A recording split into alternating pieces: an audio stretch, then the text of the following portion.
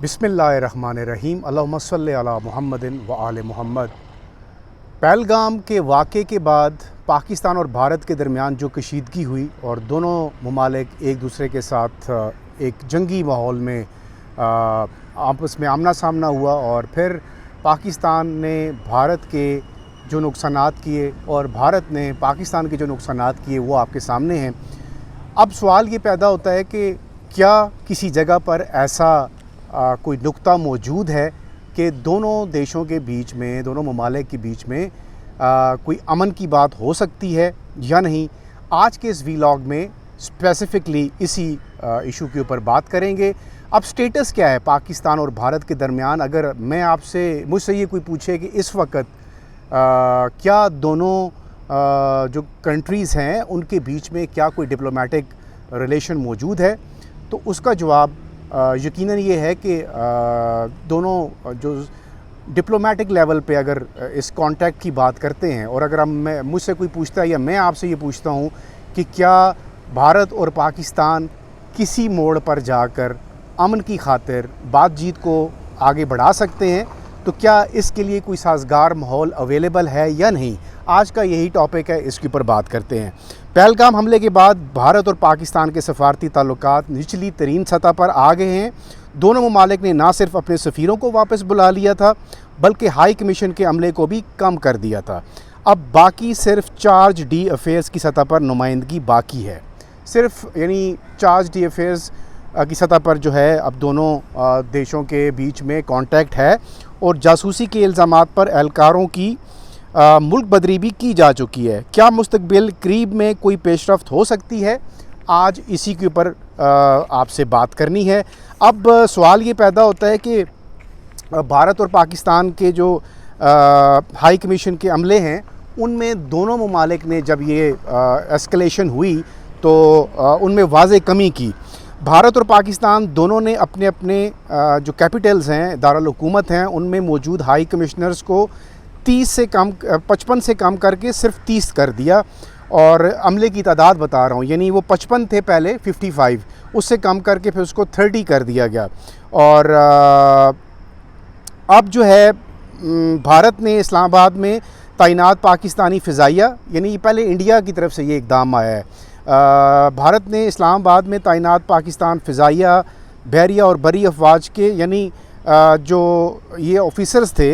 जो ये मिशंस पर होते हैं, ये मशीर थे जो इनको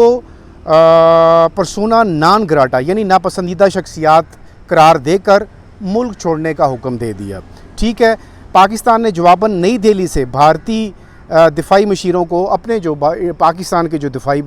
मशीर थे, जो एडवाइज़र्स थे डिफेंस के, उनको वापस वहाँ से बुला लिया। अब इस सुफरा की वापसी हुई, यानी जो डिप्लोमेट्स थे, जो सफ़ीर थे वहाँ पर, उनको जो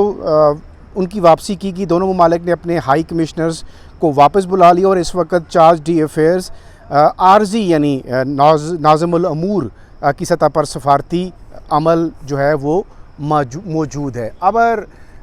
आपका कोई एम्बेसडर नहीं है और चार्ज डी अफेयर्स की सतह तक दोनों ममालिक के बीच में कांटेक्ट मौजूद है। इस पूरे अमल में भारत ने पाकिस्तानी हाई कमीशन के एक एहलकार को जासूसी के इल्ज़ाम में मुल्क बदर किया, यानी मुल्क से निकाला, जिसके रद्द अमल में पाकिस्तान ने भी भारतीय हाई कमीशन के एहलकारों को निकाल दिया। अब इस सारे का खुलासा क्या है। दोनों ममालिक के दरमियान मुकम्मल सफारती ताल्लुकात मुअत्तल नहीं हुए, यानी जो सवाल था कि क्या डिप्लोमेटिक कांटेक्ट है, जी हाँ है, लेकिन वो इंतहाई लिमिटेड है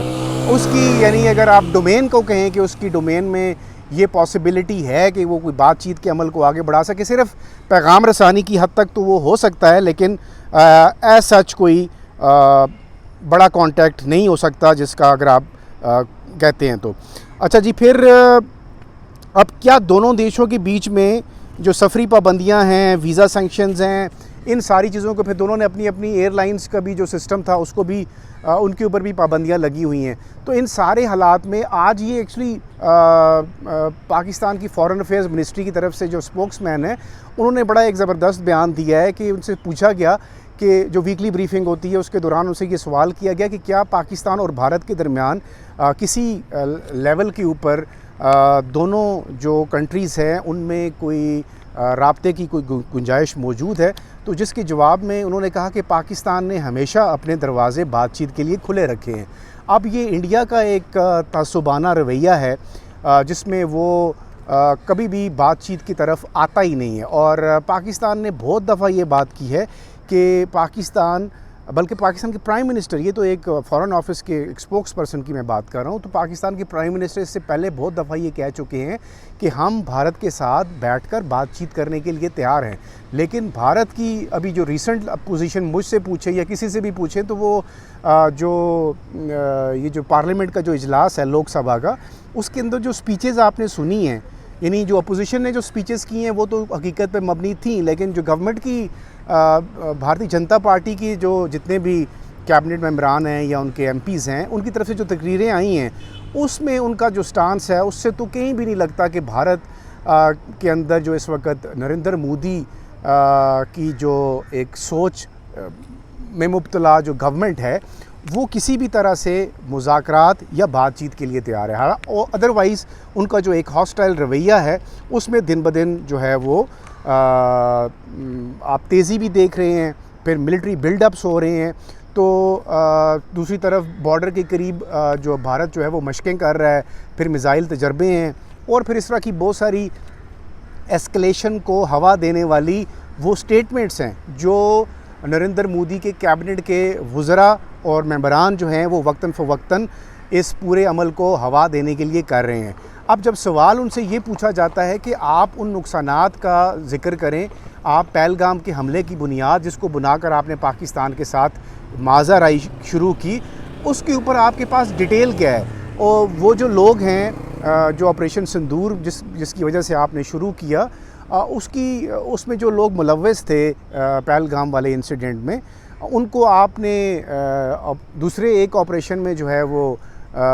महादेव के नाम से एक ऑपरेशन आपने किया और उसमें कहा कि जी वो लोग मारे जा चुके हैं। ना तो उनकी नेशनैलिटी आप बता सकें किसी को कि ये किस नेशनैलिटी के लोग थे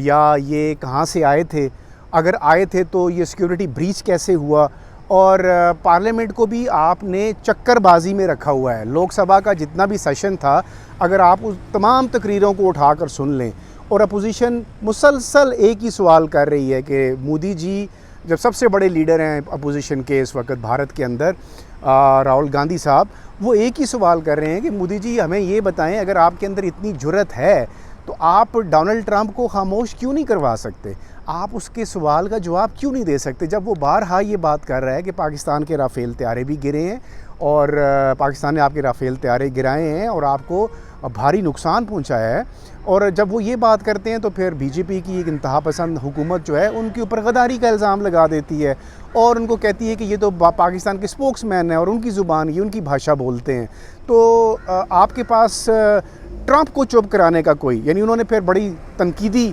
लैंग्वेज इस्तेमाल की। जो अपोजिशन लीडर है राहुल गांधी, उन्होंने कहा कि अगर आपके अंदर इतनी हिम्मत है तो आप इन सारे चीज़ों को समअप करें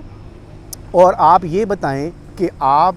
जो डोनाल्ड ट्रंप बार ये बात कर रहे हैं कि सीज़ फायर उन्होंने करवाया, तो आप कहते हैं कि किसी थर्ड पार्टी मीडिएशन की गुंजाइश ही नहीं है और हम इसमें किसी किस्म की थर्ड पार्टी मीडिएशन रख ही नहीं रहे, तो आप इस सारी चीज़ों को किस तरह जस्टिफाई कर सकते हैं? तो इस सारे अमल में जब आप देखते हैं कि अपोजिशन की तरफ से जो सवालात इस वक्त नरेंद्र मोदी से पूछे जा रहे हैं, उनके जवाबात जब आप उनसे मांगते हैं तो उनके पास इसका जवाब नहीं है। उल्टा वो पाकिस्तान के ख़िलाफ़ एक महाज़ाराई की कैफियत बनाकर और पाकिस्तान के हवाले से उल्टे सीधे बयानात देते हैं और जो एक इंतहा पसंदाना रवैया है, जो एक्सट्रीमिस्ट एलिमेंट इस बीजेपी की जमात में, क्योंकि ये आरएसएस की पैदावार है, तो उसको वो हवा देते हैं और उसकी बुनियाद पर वो चीज़ों को आगे बढ़ाते हैं। अब सबसे बड़ा इशू ये है कि पाकिस्तान जब आपको ऑफ़र कर रहा है आएँ बैठें और बात करें, क्योंकि पाकिस्तान का मौक़िफ़ ये है कि अगर कश्मीर के ऊपर बात होगी तो हम बात करने के लिए तैयार हैं। अब कश्मीर के ऊपर जब बात आती है तो नरेंद्र मोदी साहब दुम दबाकर भागते हैं, क्योंकि उनको पता है कि वो यहाँ पर झूठे पड़ जाएंगे। और कश्मीर का इशू कोई पाकिस्तान और भारत के दरमियान सिर्फ इशू नहीं है, ये इंटरनेशनली रिकग्नाइज्ड इशू है। इस इशू को जब आप नज़रअंदाज करेंगे और आप ये कोशिश करेंगे कश्मीर के ऊपर बात ना हो, तो इससे आपकी जो इंटेंशंस हैं वो पता चलता है कि वो मेलाफाइडी हैं और आप कभी भी कश्मीर के इशू पे बात करने के लिए तैयार नहीं हैं। और इसी की बुनियाद के ऊपर अगर ये सवाल पूछा जाता है कि क्या दोनों कंट्रीज़ के बीच में कोई जो सिचुएशन है वो नॉर्मल हो सकती है, तो कम से कम इसका जवाब बड़ा आसान है कि नरेंद्र मोदी की गवर्नमेंट के दौरान बीजेपी जैसी आरएसएस की पैदावार एक दहशतगर्द तंजीम की मौजूदगी में ये पॉसिबिलिटी किसी भी तरह से नज़र नहीं आती। और ख़ास तौर के ऊपर अब जब पाकिस्तान के हाथों इंडिया की एक बदतरीन शिकस्त लिखी जा चुकी है जो इंटरनेशनली रिकग्नाइज हो चुकी है, उसके बाद तो कम से कम नरेंद्र मोदी साहब बातचीत के रास्ते पर तो नहीं आएंगे। हाँ, अलबत्ता जिस तरह एक पढ़े लिखे अपोजिशन लीडर जो राहुल गांधी हैं, जब अगर शायद उनको इक़्तिदार मिले तो वो इस तरफ बातचीत के लिए कम से कम वो ज़रूर राज़ी हों।